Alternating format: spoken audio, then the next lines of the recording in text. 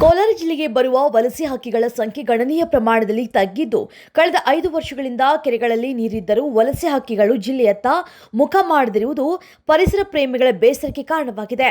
ಕೆರೆಗಳು ಶುದ್ಧ ನೀರಿಲ್ಲದ ಕಾರಣದಿಂದಾಗಿ ವಲಸೆ ಹಕ್ಕಿಗಳು ಇತ್ತ ಸುಳಿಯುತ್ತಿಲ್ಲ ಅಂತ ಪರಿಸರ ಪ್ರೇಮಿಗಳು ಹೇಳ್ತಾ ಇದ್ದಾರೆ.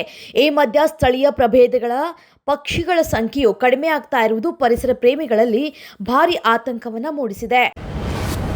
ಕೇಂದ್ರ ಸರ್ಕಾರದ ಅಮೃತ ಭಾರತ ವಿಶೇಷ ಯೋಜನೆಯಲ್ಲಿ ಮೈಸೂರು ರೈಲ್ವೆ ವಿಭಾಗದ ವ್ಯಾಪ್ತಿಯಲ್ಲಿ ಮಂಗಳೂರು ಸುಬ್ರಹ್ಮಣ್ಯ ಮಧ್ಯ 4 ಕಡೆ ರೈಲ್ವೆ ಮೇಲ್ಸೇತುವೆ ಕಾಮಗಾರಿ ನಡೀತಾ ಇದ್ದು, ಮಾರ್ಚ್ ಅಂತ್ಯದ ಒಳಗಡೆ ಪೂರ್ಣಗೊಳ್ಳಲಿದೆ.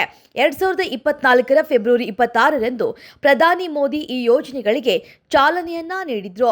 ಈಗಾಗಲೇ ಈ ಭಾಗದ ರೈಲು ನಿಲ್ದಾಣಗಳ ವಿದ್ಯುದೀಕರಣ, ಪ್ಲಾಟ್ಫಾರ್ಮ್ಗಳನ್ನು ಎತ್ತರಿಸುವಂತಹ ಕಾರ್ಯಗಳು ನಡೆದಿವೆ.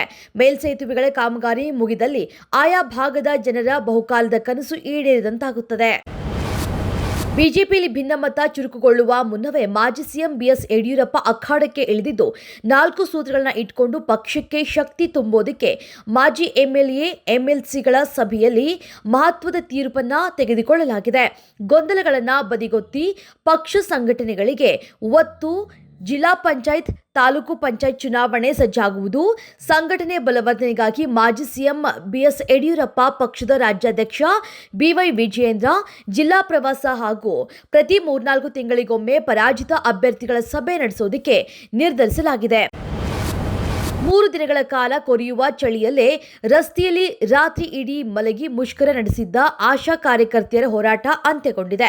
ಆಶಾ ಕಾರ್ಯಕರ್ತೆಯರ ಸಂಘಟನೆಯ ಮುಖಂಡರ ಜೊತೆಗಿನ ಸಿಎಂ ಸಂಧಾನ ಯಶಸ್ವಿಯಾಗಿದೆ. ಮುಖ್ಯಮಂತ್ರಿ ಕಚೇರಿ ನೀಡಿರುವಂತಹ ಮಾಹಿತಿಯ ಪ್ರಕಾರ ಸಂಧಾನ ಮಾತುಕತೆ ಯಶಸ್ವಿಯಾಗಿದ್ದು, ಕಳೆದ 3 ದಿನಗಳಿಂದ ಹಗಲು ರಾತ್ರಿ ನಡೆಸಲಾಗ್ತಾ ಇದ್ದ ಮುಷ್ಕರವನ್ನ ವಾಪಸ್ ಪಡೆಯುವುದಕ್ಕೆ ಆಶಾ ಕಾರ್ಯಕರ್ತೆಯರು ನಿರ್ಧಾರವನ್ನ ಮಾಡಿದ್ದಾರೆ ಅಂತ ತಿಳಿದು ಬಂದಿದೆ.